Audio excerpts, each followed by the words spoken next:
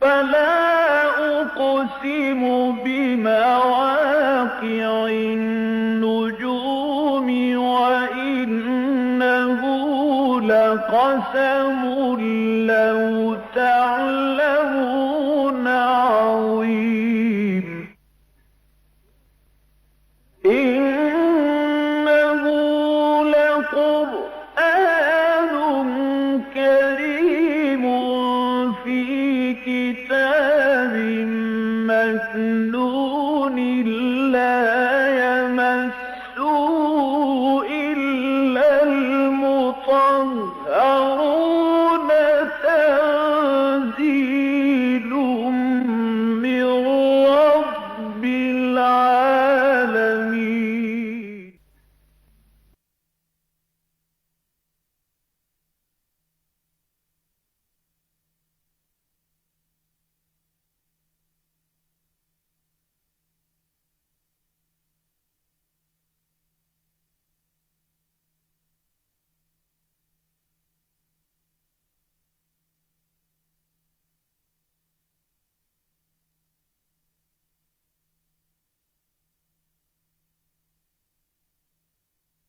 نحمده ونصلي على رسوله الكريم. اما بعد فقد قال الله تبارك وتعالى كما ورد في سورة المائدة: اعوذ بالله من الشيطان الرجيم بسم الله الرحمن الرحيم. وإذ قال موسى لقومه يا قوم اذكروا نعمة الله عليكم إذ جعل فيكم أنبياء وجعلكم ملوكا وآتاكم ما لم يؤت أحدا من العالمين. صدق الله العظيم. رب اشرح لي صدري ويسر لي أمري واحلل عقدة من لساني يفقهوا قولي. اللهم ربنا ألهمنا رشدنا وأعذنا من شرور أنفسنا. اللهم أرنا الحق حقا وارزقنا اتباعه وأرنا الباطل باطلا وارزقنا اجتنابه. آمین یا رب العالمین. سورہ مائدہ کے چوتھے رکوع میں تاریخ بنی اسرائیل کا جو ایک بہت اہم واقعہ بیان ہوا ہے، اس کے لیے ضروری ہے کہ پہلے کچھ جغرافیائی حقائق آپ کے سامنے آ جائیں۔ اس کے لیے ایک خاکہ جو میں نے بنایا ہے وہ آپ کے سامنے یہاں بورڈ پر موجود ہے۔ اوپر جو نیلی لائن چل رہی ہے یہ بحیرہ روم کا ساحل ہے، جنوبی ساحل۔ آپ کو معلوم ہے کہ بحیرہ روم جو ہے جدا کرتا ہے یورپ کو شمالی افریقہ سے، اور یہ نیچے سے جو آ رہا ہے ایک، اور جس کے اوپر جا کے دو کھاڑیاں بن گئی ہیں، یہ ریڈ سی ہے، بحیرہ احمر۔ یہ جدا کرتا ہے افریقہ کے مشرقی ساحل کو ایشیا کے مغربی ساحل سے، یعنی جزیرہ نما عرب کے مغربی ساحل سے۔ اس کے ایک طرف پتلا سا سمندر ہے، یہ اس کے ایک طرف تو جزیرہ نما عرب ہے پورا کا پورا، دوسری طرف شمال سے چلیں اگر تو پہلے مصر آتا ہے، پھر اس کے جنوب میں سوڈان ہے، پھر اس کے نیچے ایتھیوپیا ہے، ایریٹریا ہے۔ یہ مختلف ممالک جو ہیں جو افریقہ کے ہیں وہ اس کے مغرب کی طرف ہیں۔ شمال میں جا کر یہ دو کھاڑیوں میں تقسیم ہو جاتا ہے، دو خلیجیں۔ ایک خلیج مغربی ہے، اس کا نام ہے سویز، سویز، اس کو خلیج کہیں گے، خلیج سویز۔ اور ایک ہے خلیج عقبہ، یہ ہے مشرقی۔ اب یہ جو اس طرح سے جا کر جدا ہو رہے ہیں تو اس کے درمیان میں ایک ٹرائنگل وجود میں آ گئی ہے۔ اس ٹرائنگل کا جو بیس ہے وہ شمال میں ہے، وہ بحیرہ روم کا ساحل ہے، اور باقی دو سائڈز جو ہیں، ایک سائڈ جو ہے وہ خلیج سویز جو ہے، گلف آف سویز، اس سے ہوتا ہوا جا رہا ہے، اور دوسرا سائڈ جو ہے خلیج عقبہ سے ہوتا ہوا جا رہا ہے۔ تیسری بات یہ نوٹ کیجئے کہ بنی اسرائیل جب مصر میں داخل ہوئے ہیں حضرت یوسف علیہ السلام کے زمانے میں، تو چونکہ وقت کا جو بادشاہ تھا، اور وہ بادشاہ فرعون نہیں تھا، فراعنہ کے جو مختلف ڈائنیسٹیز ہیں، مختلف خاندان ہیں، وہ ان میں سے نہیں تھا، بلکہ ایک وقفہ ایسا آیا تھا کہ عربین پیننسولا، جزیرہ نما عرب سے ہی کچھ لوگ نکلے اور انہوں نے مصر کو فتح کر دیا۔ تو یہ جو مصر آنے والے تھے جزیرہ نما عرب سے، یہ بھیڑیں بکریاں چرانا ان کا پیشہ تھا، تو یہ آ کے بادشاہ بن گئے مصر کے، تو انہیں چرواہے بادشاہ کہا جاتا ہے، ہکسوس کنگز۔ یہ فرائنہ نہیں ہے، یہ مصری نہیں ہے، یہ باہر سے آ کر آباد ہوئے تھے، انہی میں سے وہ بادشاہ تھا۔ اسی لیے سورہ یوسف میں کہیں لفظ فرعون نہیں آیا، ملک ملک ملک، بادشاہ کا ذکر ہے، بادشاہ کا ذکر ہے، بادشاہ کا ذکر ہے، لفظ فرعون نہیں آیا۔ فرائنہ کی جو مختلف نسلیں ہیں ان میں سے یہ نہیں تھا۔ بہرحال یہ چونکہ اس وقت کا جو بادشاہ تھا ہکسوس کنگز میں سے، وہ حضرت یوسف علیہ السلام کا معتقد ہو گیا، اس کے خواب کی تعبیر بتائی، تعبیر کے ساتھ ہی پھر جو مصیبت آنے والی تھی اس کا حل بتایا، پھر ایک بہت بڑے ذمہ دار عہدے پر فائز ہو کر جو بہت بڑا قحط پڑا وہاں پر، اس کا انتظام کیا، انسلام کیا بہترین طریقے پر۔ تو یہ گویا کہ ایک طرح سے مرشد تھا، ایمان تو نہیں لایا حضرت یوسف علیہ السلام پر، لیکن جیسے کوئی بزرگ ہوتے ہیں جن کو کوئی شخص مانتا ہے کہ یہ بڑی بزرگ شخصیت ہے، ایسے حضرت یوسف کو بادشاہ مانتا تھا۔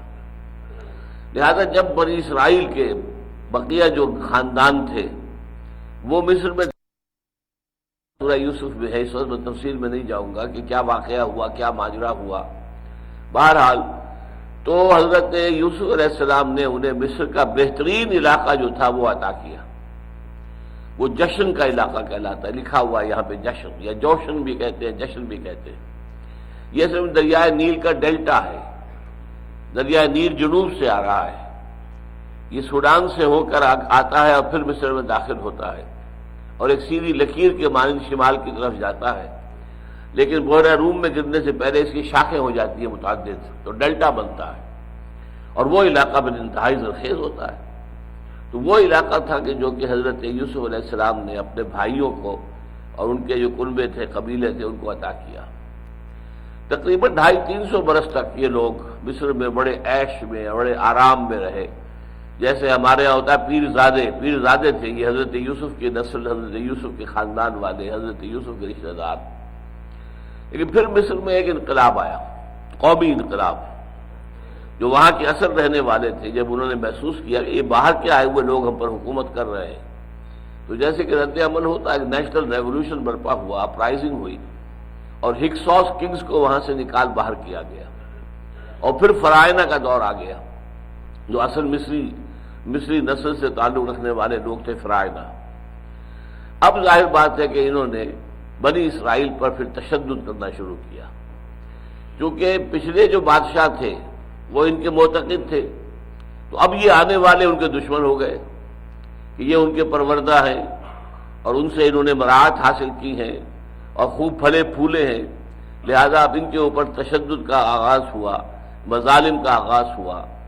اور وقت کا بادشاہ جو تھا، منفتاح اس کا نام تھا، حضرت موسیٰ علیہ السلام کے زمانے کا بادشاہ جو فرعون تھا، اس نے خواب دیکھا کہ کوئی ایک بچہ بنی اسرائیل میں پیدا ہوا ہے جو میری سلطنت کے ٹکڑے کر دے گا، لہٰذا اس نے فیصلہ کیا کہ بنی اسرائیل میں جو بھی بیٹا پیدا ہو کسی عورت کے، اسے قتل کر دیا جائے، صرف بیٹیوں کو زندہ رکھا جائے۔ اللہ تعالیٰ نے ایک معجزے کے ذریعے سے ایک خاص طریقے سے حضرت موسیٰ علیہ السلام کو، جو اسرائیلی تھے، بچایا۔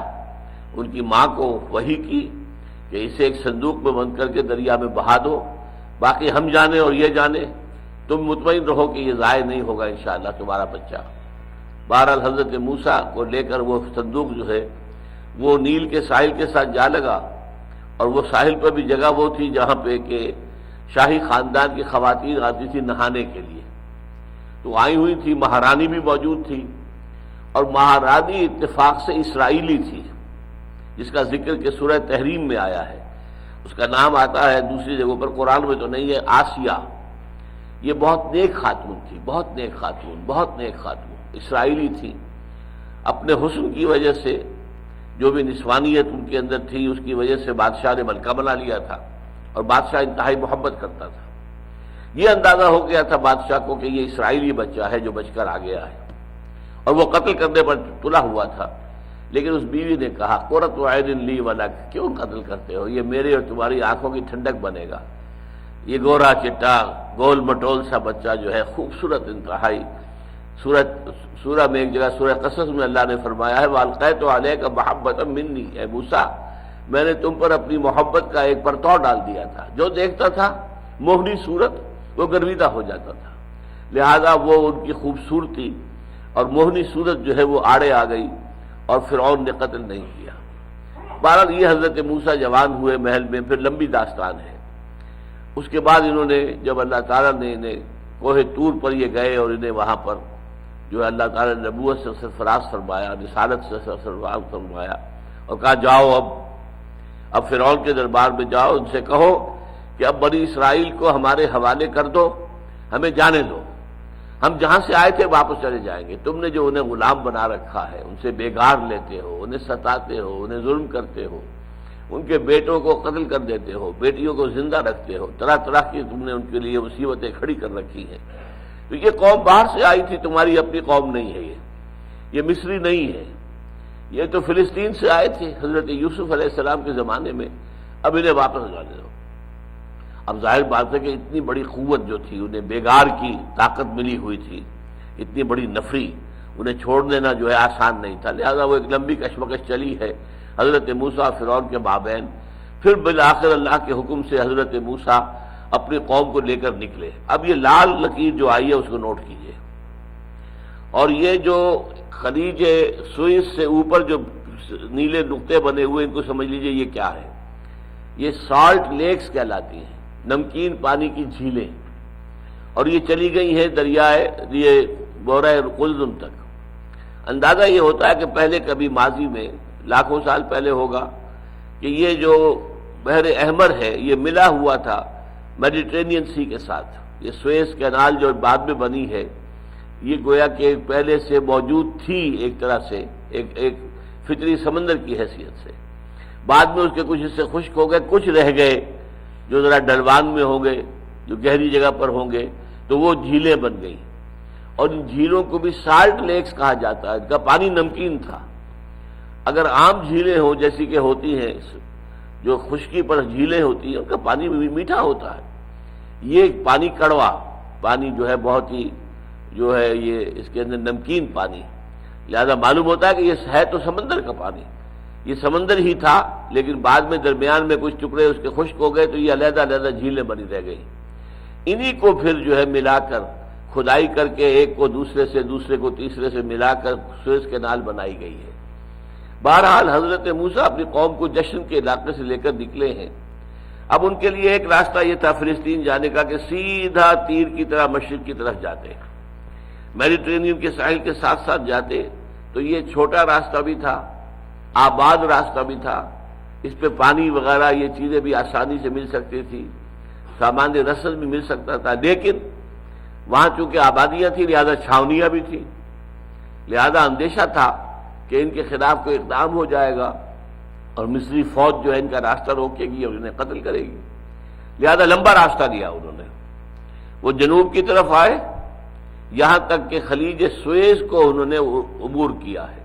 اب اس میں اختلاف ہے، ایک تو یہ بھی ہے کہ کسی سالٹ لیک کو عبور کیا اور ادھر آگئے سینائی پیننسولا، یہ جو ٹرائنگل میں نے بتائی تھی آپ کو، یہ سینائی پیننسولا ہے، جزیرہ نمائے سینا، اور اس کا جو ساؤدرن اینڈ ہے وہاں ہے کوہ طور۔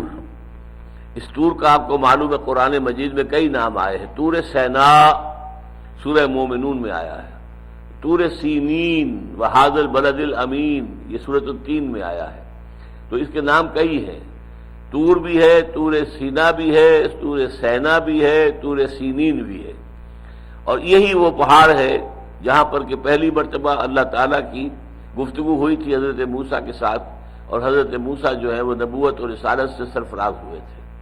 تو حضرت موسیٰ اپنی قوم کو، اور قوم کتنی تھی یہ بھی سمجھ لیجئے، 6 لاکھ کا قافلہ تھا۔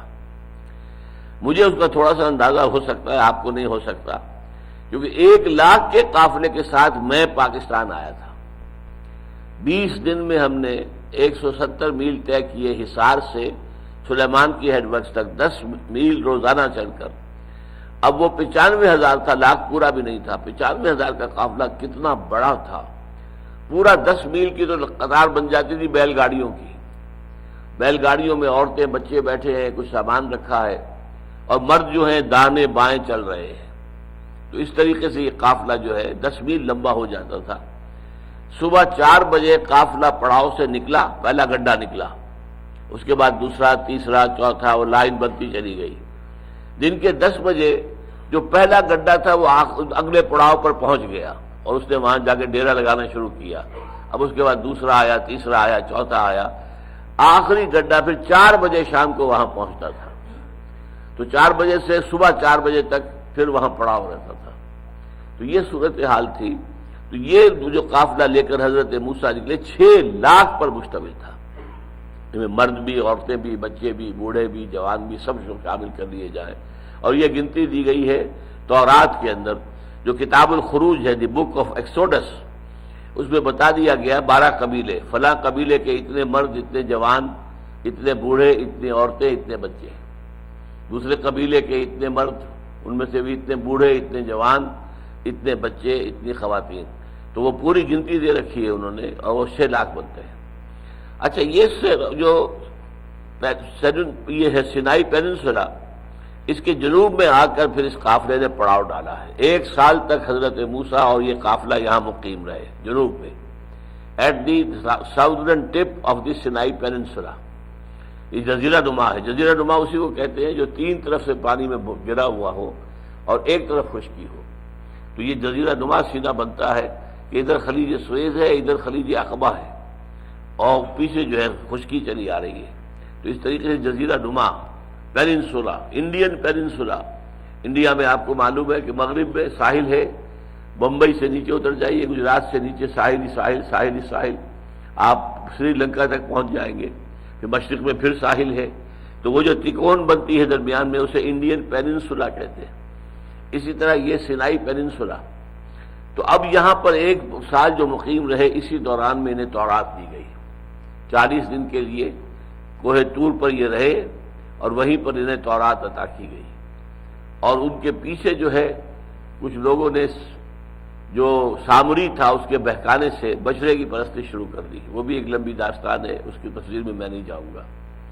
جب تورات مل گئی اور قول و قرار ہو گیا، وَإِذْ أَخَذْنَا مِيثَاقَكُمْ وَرَفَعْنَا فَوْقَكُمُ الطُّورَ، جب شریعت دے دی گئی تو پھر کوہ طور کو اٹھا کر ان پر معلق کر دیا گیا، ایک دہشت کی کیفیت پیدا کی گئی، خوف اور خشیت تاکہ دلوں میں پیدا ہو جائے۔ اور اس حالت میں ان سے عہد لیا گیا کہ خذوا ما آتیناکم بقوۃ واذکروا ما فیہ، اس کو جو کچھ ہم نے تمہیں دیا ہے اسے پوری طاقت کے ساتھ پکڑو، اس کو چھوڑنا نہیں ہے۔ جیسے کہ قرآن مجید میں مسلمانوں سے کہا گیا واعتصموا بحبل اللہ جمیعا، سب کے سب مل کر اللہ کی رسی کو مضبوطی سے تھام لو، چمٹ جاؤ اس کے ساتھ۔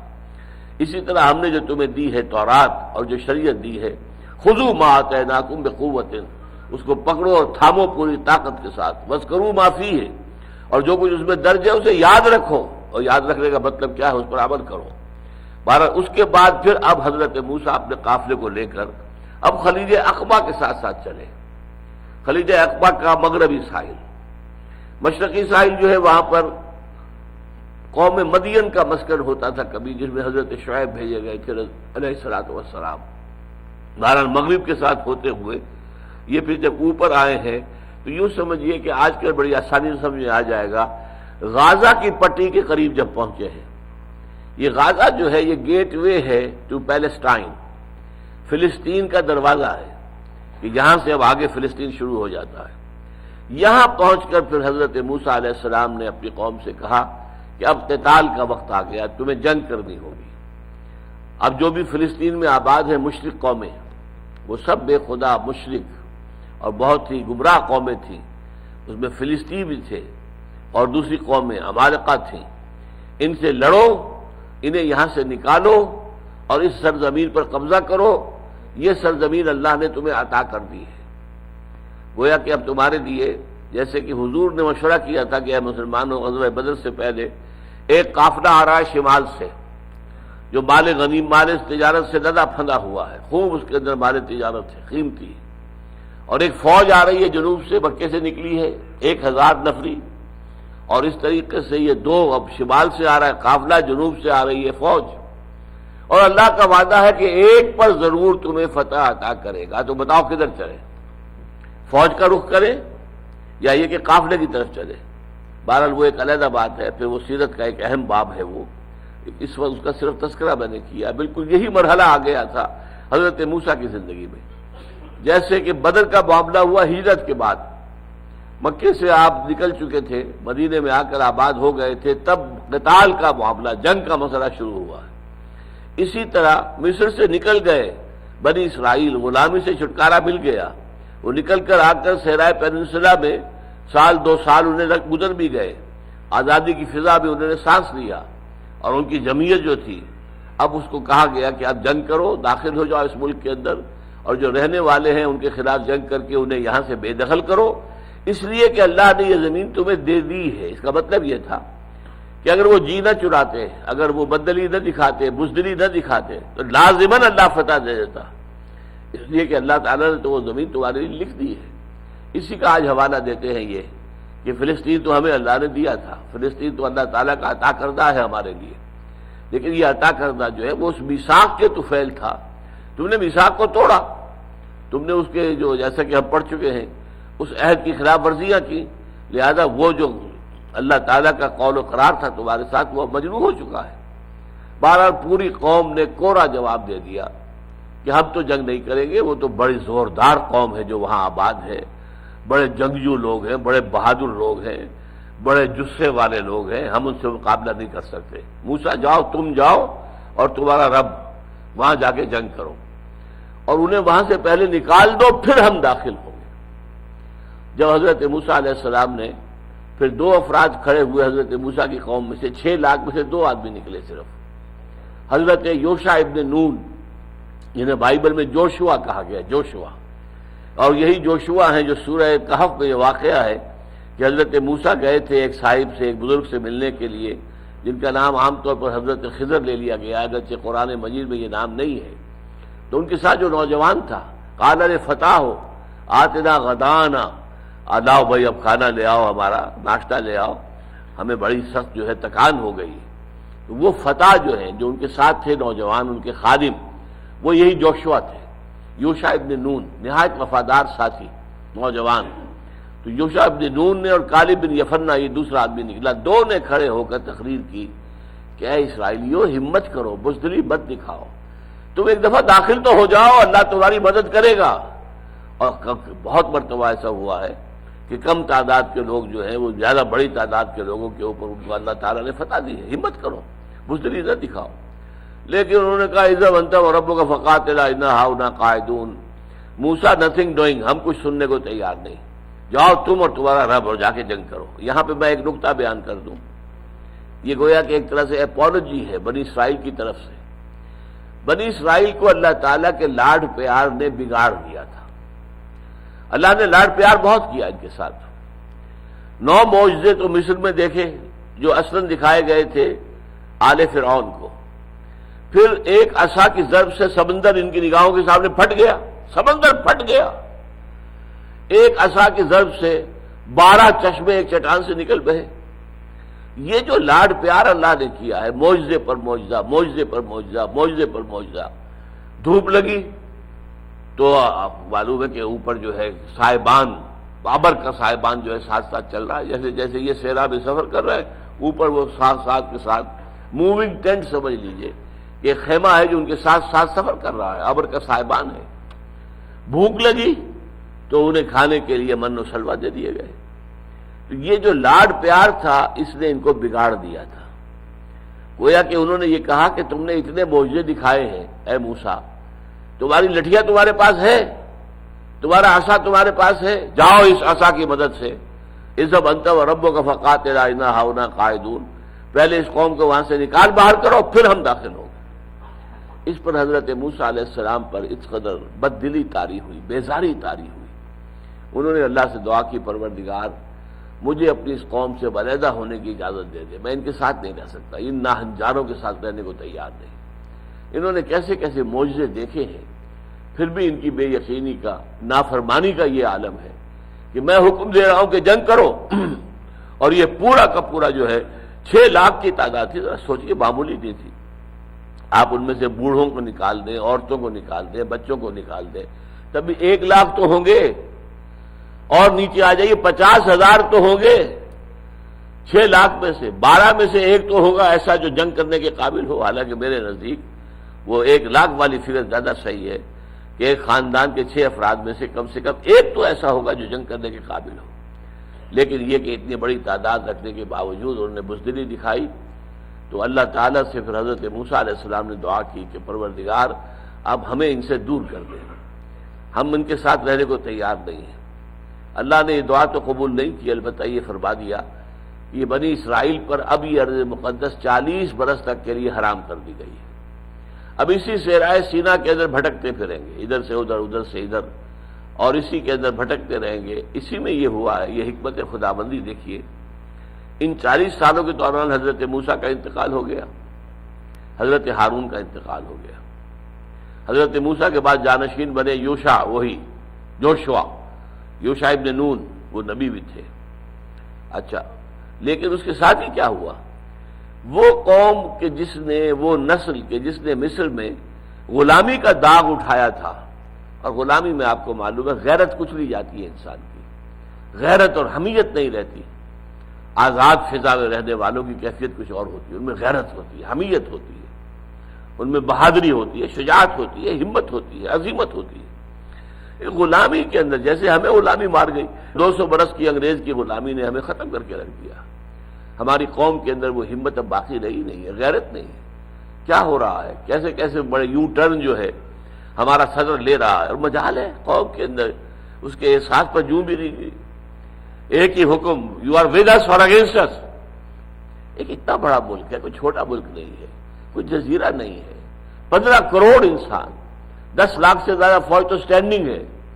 بہرحال صورتحال یہ تھی کہ پھر اس 40 سال کے دوران وہ غلامی زدہ جو لوگ تھے، سمجھا، یا جن کو غلامی نے ڈس لیا ہوا تھا، جن کے اندر کی ہمت ختم ہو گئی تھی، وہ قوم مر گئی۔ 40 سال کے عرصے میں تو ایک چینج ہو جاتی ہے، ایک جنریشن گئی، اگلی جنریشن آئی جو صحرا میں پیدا ہوئی ہے، صحرا میں پلی بڑھی ہے، اس کے اندر ہمت، آزادی کی فضا میں اس نے سانس لیا ہے۔ جیسے کہ اقبال نے کہا ہے کہ فطرت کے مقاصد کی کرتا ہے نگہبانی، یا بندہ صحرائی یا مرد کوہستانی۔ صحرائی انسان ہو تو اسے زندہ رہنے کے لیے بڑی شدید محنت کرنی پڑتی ہے، میل ہا میل سے پانی لانا پڑتا ہے گھڑوں کے اوپر، کنویں کتنے کتنے فاصلے پر، تھر پار کر کا آپ اندازہ کیجئے کتنے کتنے فاصلے پر کنویں ہیں، کنویں پانی لانا یا ہماری طرح تھوڑا یہ ہے ٹیپ کو ذرا کھولا اور پانی موجود ہے، چلا آ رہا ہے۔ میدانی علاقوں کے اندر تو پانی اتنا ہوتا ہے، آپ کنواں کھود لیجیے، تھوڑے سے دور فاصلے پر آپ کو پانی نکل آئے گا۔ وہاں جا کے دیکھیے کہ سینکڑوں فٹ نیچے جائیے تو پانی ملے گا، اور اسے انسان تو کھینچ بھی نہیں سکتا، وہ تو اونٹ ہوں یا بیل ہوں وہ اس کو کھینچتے ہیں پانی کو، اس لیے کہ وہ کئی 100 فٹ نیچے سے پانی لے رہے ہیں۔ تو جن کے اوپر اس قدر تنگی ہوتی ہے، پھر کھانے کو صحرا میں کیا پیدا ہوتا ہے؟ اچھا، یہی معاملہ پہاڑوں پر ہے، پہاڑوں پر اوپر ٹاپ پر پانی نہیں ہوتا، کہیں کوئی اگر کوئی چشمہ ہے تو بات اور ہے، ورنہ نیچے سے پانی لے کے جانا پڑتا ہے انہیں، پانی لے کر چڑھنا اوپر ان کی عورتیں یہ کرتی ہیں، گھڑے سروں پر رکھے ہوئے یا کچھ اور چھوٹی گھڑیاں ان کو لے کر چڑھنا پہاڑ کے اوپر کرتی ہیں۔ تو یہ مشقت جو ہے اس سے انسان کے اندر ایک پختگی پیدا ہوتی ہے، ایک صلابت، ایک طاقت، ایک قوت۔ تو فطرت کے مقاصد کی کرتا ہے نگہبانی، یا بندہ صحرائی یا مرد کوہستانی۔ یہی بات مجھے یاد آئی کہ کہی تھی کبھی بھٹو صاحب نے، Zulfiqar Ali Bhutto, we are animals of the desert, ہم ڈیزرٹ کے حیوانات ہیں، کیونکہ یہ سندھ بھی جو ہے وہ ڈیزرٹ کا علاقہ ہے، اکثر و بیشتر علاقہ ڈیزرٹ ہے، we are from the desert, اور ڈیزرٹ کے لوگ جو ہیں وہ بڑے ہمت والے ہوتے ہیں۔ اور واقعہ یہ کہ ثابت ہوا ہے کہ سندھیوں میں ہمت والے ہیں، پنجاب میں کوئی ہمت والا نہیں نکلا، آج تک نہیں نکلا۔ وہ ایک کانا نکلا تھا کبھی، وہ سکھ جو ہے رنجیت سنگھ، باقی کون نکلا؟ تو واقعہ یہ ہوا، بھٹو نے جان دے دی، کسی طرح پیچھے ہٹنے کو تیار نہیں ہوا، ورنہ ذرا معافی مانگتا، تھوڑا سا خم کھا جاتا، تھوڑا سا جھک جاتا تو جان بچ جاتی، جان دے دی۔ بہرحال یہ مضمون ذرا علیحدہ ہو گیا، تو میں کہہ یہ رہا تھا کہ 40 سال جو ان کا صحرائے تیہ کے اندر بھٹکتے پھرنا ہوا ہے، تو ایک اعتبار سے اے بون ان ڈسگائز ان کے لیے ایک طرح سے نعمت ہو گئی کہ وہ بزدل قوم جو تھی، جو غلامی کا داغ جس پر لگا ہوا تھا، جس کی غیرت و حمیت ختم ہو چکی تھی، وہ ختم ہو گئی، اور نئی نسل جو صحرا میں پیدا ہوئی، سختیاں جھیلی، مصیبتیں برداشت کی، مشقتوں کے عادی ہوئے، وہ جوان ہوئی۔ پھر حضرت یوشع ابن نون کی قیادت میں انہوں نے جہاد کیا، قتال کیا۔ 40 برس کے وقفے کے بعد قتال ہوا ہے، اور پہلا شہر جو فتح کیا انہوں نے جیریکو، کیونکہ یہ نام آج کل آتے ہیں اخبارات کے اندر، جیریکو یہ اسرائیل کا، بلکہ ویسٹ بینک کا کہنا چاہیے، تو اسرائیل کا نہیں، اس وقت اسرائیل کا قبضہ ہے۔ پہلے اس کا نام اریحا تھا، اریحا سے جیریکو بن گیا ہے۔ تو جیریکو پہلا شہر تھا کہ جو اسرائیلیوں نے فتح کیا تھا حضرت یوشع ابن نون علیہ السلام کی سرکردگی میں، لیکن حضرت موسیٰ کے زمانے میں انہوں نے صاف کورا جواب دے دیا تھا۔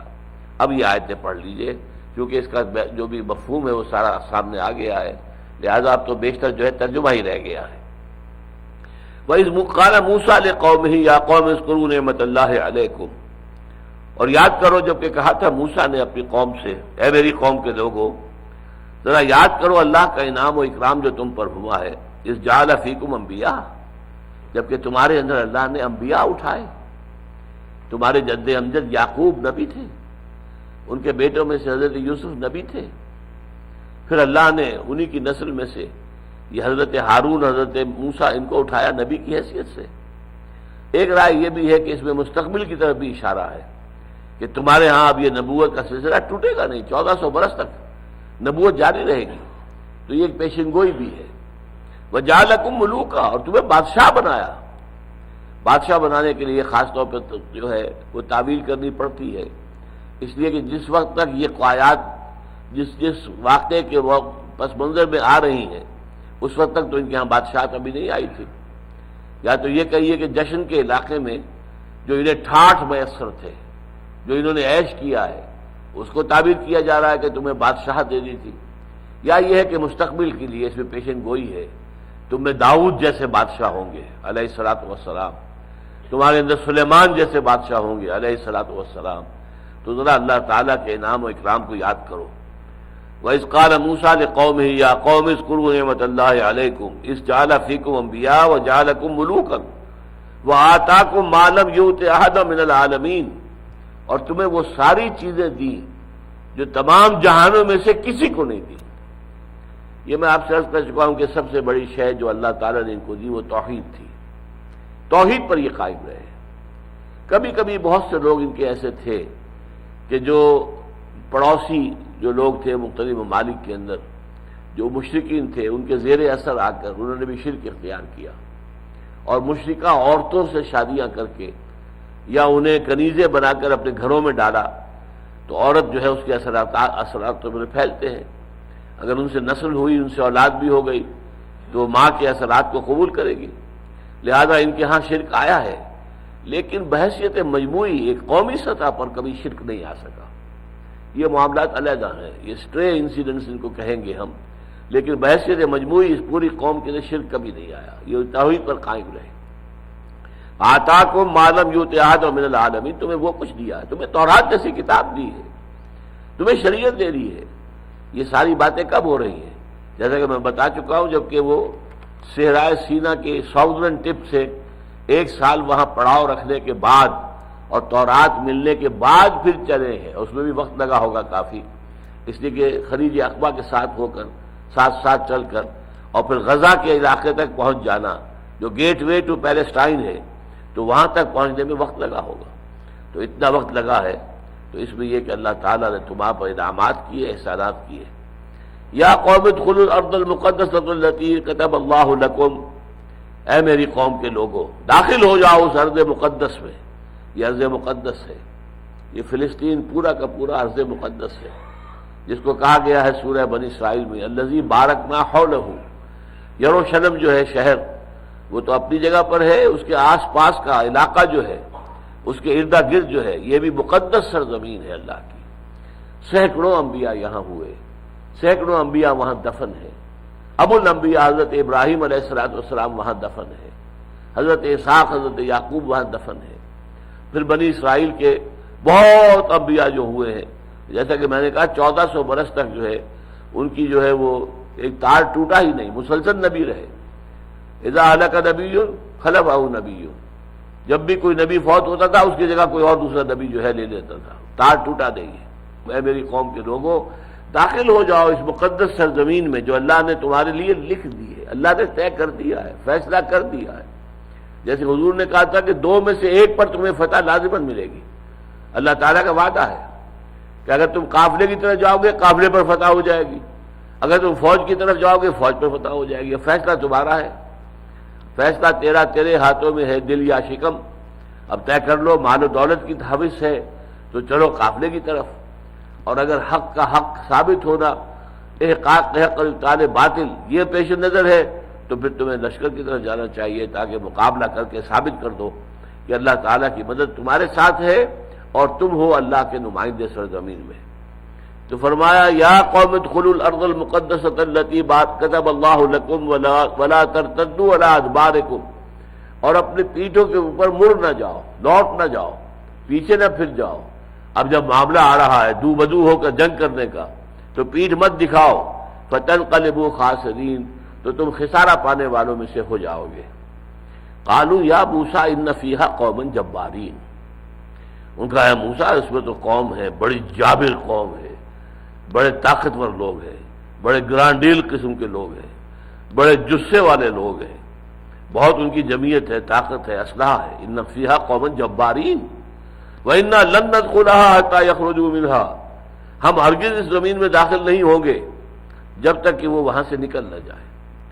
اس لیے کہ اب تک 40 برس تک جو ہے وہ گھومے پھرے تھے صحرائے سینا میں، وہاں کوئی حکومت نہیں تھی، نہ کوئی وہاں پر آبادیاں تھی، صحرا تھا، صحرا میں نقودک صحرا میں گھومتے پھرے، بھٹکتے پھرے کہنا چاہیے، بھٹکتے رہیں گے اسی میں 40 برس تک۔ تو فرمایا لیکن اب جو ملک ہے یہاں تو قوم آباد ہے، ان کا نظام ہے، ان کی فوجیں ہیں، ان کے اسلحہ ہیں، یہ تو بڑی طاقت ہے، ہم ان کے ساتھ نہیں داخل۔ انا لن ندخلها حتى يخرجوا منها، ہم نہیں داخل ہوں گے اس میں یہاں تک کہ وہ نکل جائیں اس سے۔ فإن يخرجوا منها فإنا داخلون، اگر وہ نکل جائیں گے تو پھر ہم داخل ہو جائیں گے۔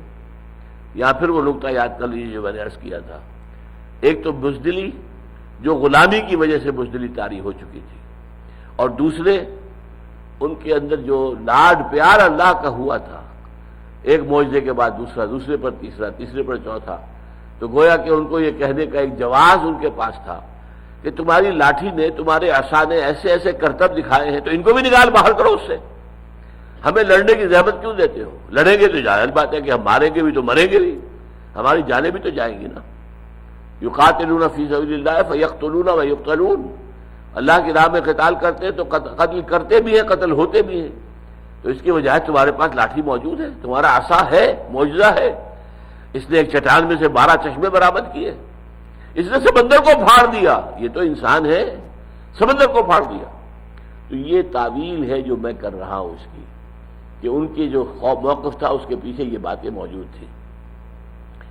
فَإِن يَخْرُجُوا مِنْهَا فَإِنَّا دَاخِلُونَ قَالَ رَجُلَانِ مِنَ الَّذِينَ يَخَافُونَ أَنْعَمَ اللَّهُ عَلَيْهِمَا، کہا دو آدمیوں نے، رجلان تسنیہ کا صیغہ ہے، تو کہا دو آدمیوں نے ان لوگوں میں سے کہ جو اللہ کا خوف رکھتے تھے، خشیت رکھتے تھے، متقی تھے، اللہ سے ڈرتے تھے۔ انعم اللہ علیہما، ان دونوں پر اللہ نے بڑا انعام کیا تھا، ہدایت سے سرفراز کیا تھا، ان کو یقین کی دولت دی تھی، ایمان کی اس کا سرمایہ عطا کیا تھا۔ تو انہوں نے کہا اپنے قوم کے لوگوں سے ادخلوا علیہم الباب، داخل ہو جاؤ، دروازے میں گھس جاؤ۔ اب دروازہ کیا ہے؟ وہاں کوئی دروازہ بنا ہوا نہیں تھا، بلکہ یہ دروازہ، یہ غازہ کا علاقہ جو ہے یہ دروازہ تھا، گیٹ وے ٹو پیلسٹائن۔ اب اس میں گھس جاؤ، داخل ہو جاؤ۔ ادخلوا علیہم الباب فاذا دخلتموہ فانکم غالبون، اگر تم داخل ہو گئے تو غالب تم ہی ہو گئے۔ کیوں؟ اللہ کا وعدہ ہے، کتب اللہ لکم، یہ زمین تو اللہ تمہیں دے چکا ہے، لکھ چکا ہے تمہارے نام، وثیقہ ہو چکا ہے اللہ کی طرف سے، یہ تمہیں دی جا چکی ہے زمین۔ لہذا کم ہمتی نہ دکھاؤ، بزدلی نہ دکھاؤ، کمزوری نہ دکھاؤ، آگے بڑھو، داخل ہو جاؤ، داخل ہو جاؤ گے تو فتح تمہاری ہے۔ قال رجلان من الذين يخافون انعم الله عليهما ادخلوا عليهم الباب فَإِذَا دَخَلْتُمُوهُ فَإِنَّكُمْ غَالِبُونَ وَعَلَى اللَّهِ فَتَوَكَّلُوا، اور اللہ پر توکل کرو، ان کنتم مومنین، اگر تم مومن ہو تو تمہارا توکل اللہ پر ہونا چاہیے۔ اللہ کی مدد آئے گی، اللہ کی نصرت آئے گی، اللہ کا وعدہ ہے کہ یہ ارض مقدس وہ تمہیں دے چکا ہے، تمہیں عطا کر چکا ہے، لہذا اللہ تعالیٰ اپنے وعدے کا لحاظ کرے گا، پاس کرے گا، تمہیں دے دے گا۔ اگر تم مومن ہو تو تمہیں اللہ کے وعدے پر یقین ہونا چاہیے۔ قالوا یا موسیٰ انا لن ندخلها ابدا ما داموا فیہا، اب یہ ہے کیٹیگوریکل انداز، کہا ہے موسیٰ کچھ بھی ہو ہم ہرگز داخل نہیں ہوں گے اس ملک میں جب تک کہ اس کے رہنے والے اس کے اندر موجود ہیں۔ چنانچہ وہ دونوں اشخاص جو ہیں حضرت یوشع ابن نون اور حضرت کالب ابن یفنہ، ان دونوں کا واس بھی بیکار گیا۔ اب 4 آدمی رہ گئے، صرف 2 نبی، حضرت موسیٰ حضرت ہارون دونوں بھائی، اور 2 ان کے ساتھی یوشع ابن نون اور کالب ابن یفنہ۔ اب ظاہر بات ہے 4 آدمی تو قتال نہیں کر سکتے، قتال جو ہے ان میں سے کم 1 لاکھ میں سے 20-25 ہزار ہی نکل آئے ہوتے، تو کم سے کم یہ کہ ایک نفری ہوتی۔ آخر حضور کے ساتھ 313 ہی نکلے تھے، لیکن مقابلے میں بھی 1000 تھے۔ 1 to 3 کی ریشو تھی نا، 1 کے مقابلے میں 3 یا 3 کے مقابلے میں 1 کہہ لیں، تو ریشو اتنی تھی نا۔ تو اسی طریقے سے ان کی اگر کوئی بڑی فوج ہو، وہ 1 لاکھ فوج لا سکتے ہو، تو 25-30 ہزار کی فوج بھی ان میں سے نکل آتی ہے۔ اگر 6 لاکھ میں سے، جن میں سے میں سمجھتا ہوں، میں نے آپ سے عرض کیا کہ کم سے کم 1 لاکھ ہوں گے جو جنگ کی صلاحیت رکھنے والے نوجوان ہوں، ورنہ کم سے کم ایٹ دی لیسٹ جا کر بھی کم سے کم 50 ہزار ہوں گے۔ قالوا یا موسیٰ انا لن ندخلها ابدا، ابدا آتا ہے عربی زبان میں قطعیت، ہرگز ہرگز نہیں، کبھی بھی نہیں، کبھی نہیں ہوگا، ہم نہیں داخل ہوں گے، تم جو چاہو کہو۔ انا لن ندخلها ابدا ما داموا فیہا، جب تک کہ وہ وہاں موجود ہے۔ فاذهب انت وربک فقاتلا انا هاہنا قاعدون، تو جاؤ تم اور تمہارا رب جا کر جنگ کرو دونوں۔ اس اللہ حضرت موسیٰ اور اللہ کے مابین ایک اور رابطہ جو تھا وہ اس عصا کا تھا، عصا تمہارے پاس ہے، لے جاؤ۔ فاذهب انت وربک فقاتلا، تو جاؤ تم اور تمہارا رب اور قتال کرو، انا ہاہنا قاعدون، ہم تو یہاں بیٹھے ہیں۔ زمیں جنبت نہ جنبت گل محمد، ہم یہاں سے نہیں اٹھیں گے، نہ داخل ہوں گے، نہ حملہ کریں گے، نہ اس ملک کے اندر داخل ہوں گے جب تک کہ وہاں کے لوگ نکل نہ جائیں۔ تو جاؤ تم اور تمہارا رب تمہارے ساتھ ہے، تم جا کر انہیں وہاں سے نکال دو، پھر ہم داخل ہو جائیں گے۔ قال رب انی لا املک الا نفسی واخی، اب دیکھیے یہاں پر کس قدر حسرت کی کیفیت ہے حضرت موسیٰ علیہ السلام پر، کتنی بیزاری۔ انہوں نے عرض کیا پروردگار مجھے تو اختیار نہیں ہے سوائے اپنی جان کے اور اپنے بھائی کے، میں ہوں حاضر، میرا بھائی ہارون حاضر۔ یہاں ان 2 کا ذکر نہیں کیا حضرت موسیٰ نے، ورنہ یہ کہ امت میں سے بھی، قوم میں سے بھی 2 آدمی تیار تھے۔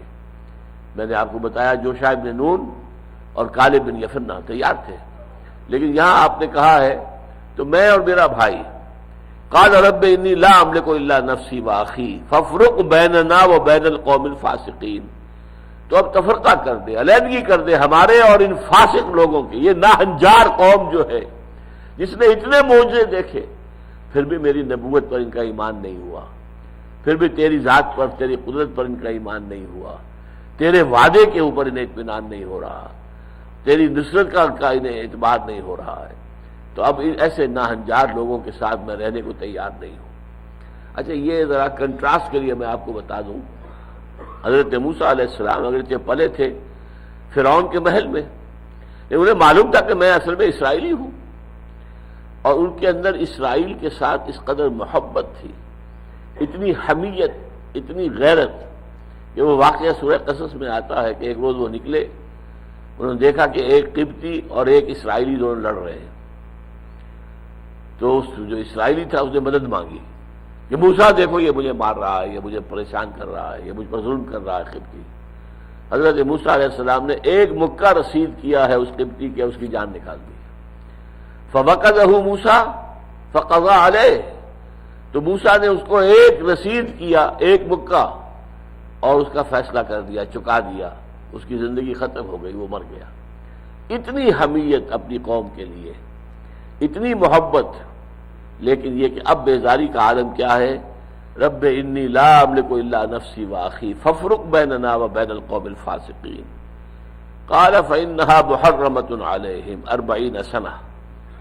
اب یہاں دیکھیے بڑا پیارا انداز ہے، اللہ نے حضرت موسیٰ کی اس درخواست کا کوئی جواب نہیں دیا، یہ بھی نہیں کہا کہ اللہ نے درخواست رد کر دی، نہیں، کچھ نہیں، اس کا جواب ہی نہیں، منظور نہیں کی، رہنا ہوگا ساتھ ہی، تم ان کی طرف بھیجے گئے ہو، رہو ان کے ساتھ جب تک زندگی ہے، ان کی اصلاح کی کوشش کرتے رہو، ان کو بہتر سے بہتر بنانے کی جدوجہد جاری رکھو۔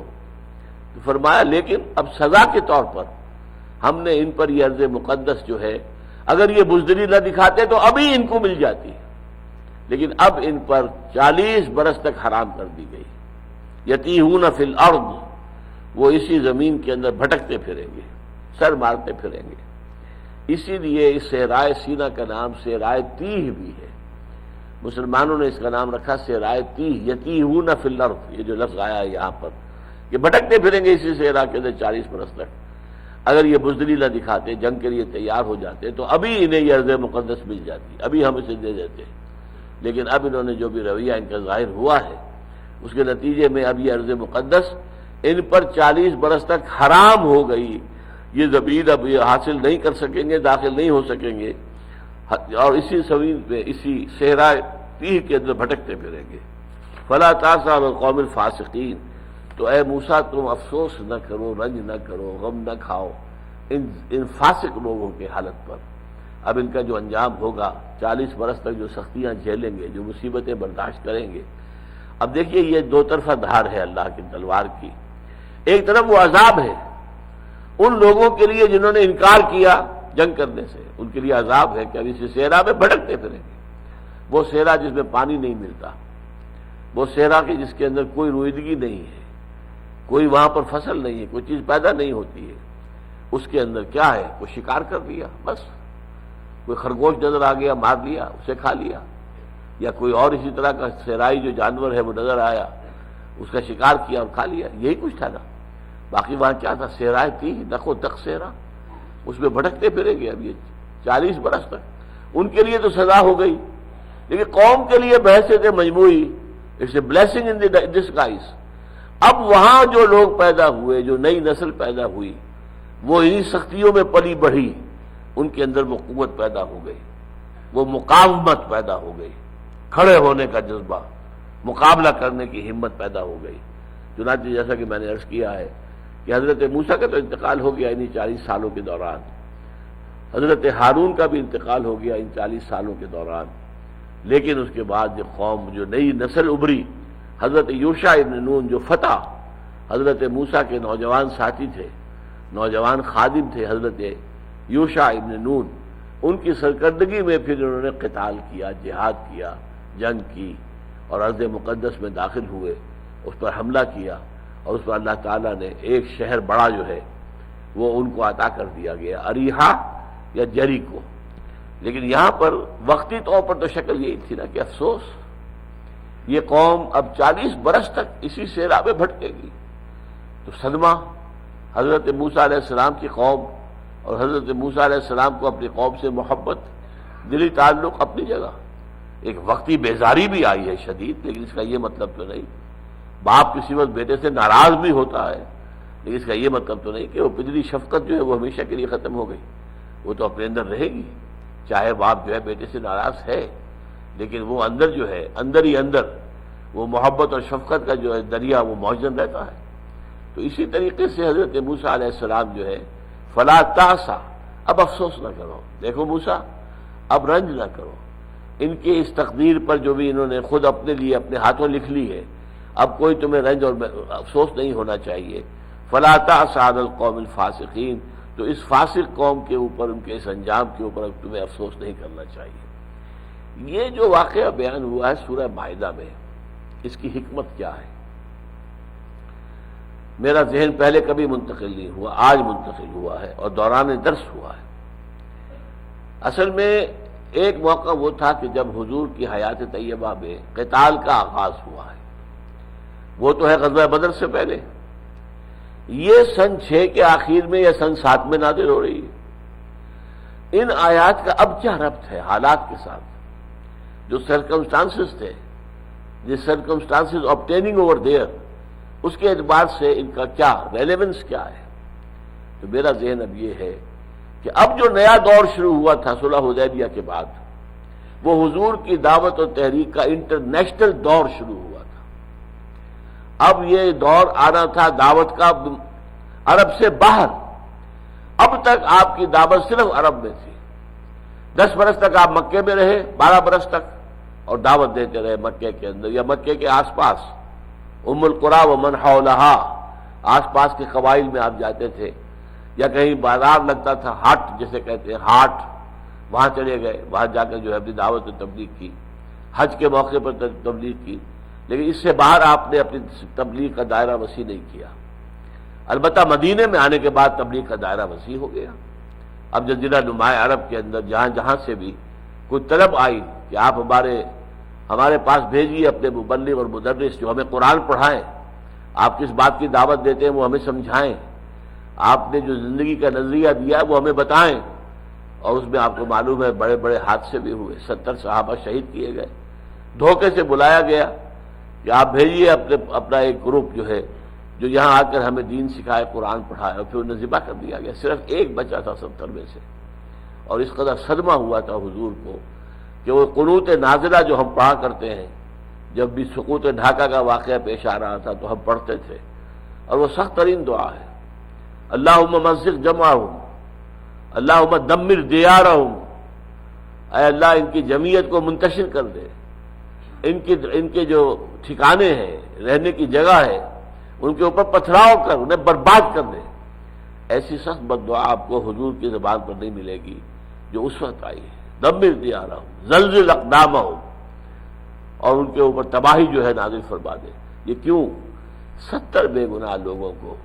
اور یہ 70 لوگ کون تھے؟